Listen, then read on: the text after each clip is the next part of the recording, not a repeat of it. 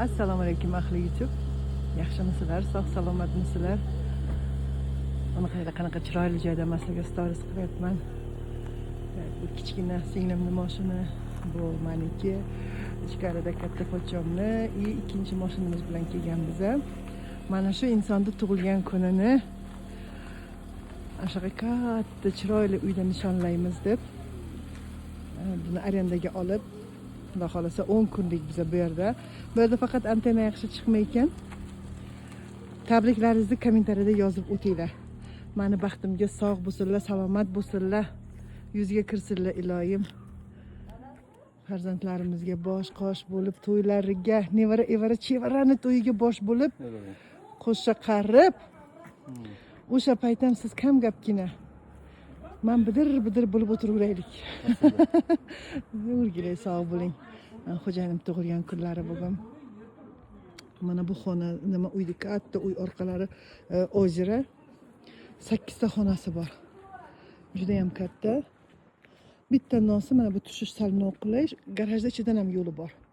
Hozir men sizlarga bunday ko'rsatib qolaman. Garajda ichida mana bunday o'tasiz. Ha, bolajonim?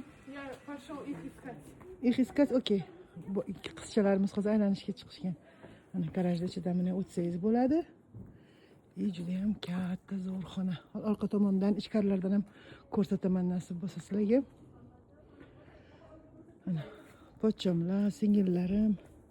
Biz bu yerga kecha kelganmiz. Hozir er-xotin aylangani ketyapmiz.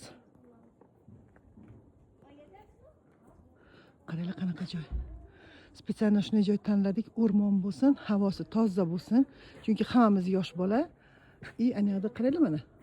Ana yerda ozrasi bor, suvi. Shunaqa havo zo'r, juda ham katta uy.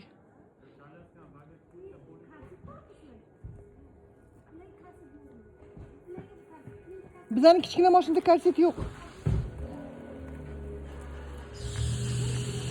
Kichkina mashinada, u mashinada hozir ketamiz.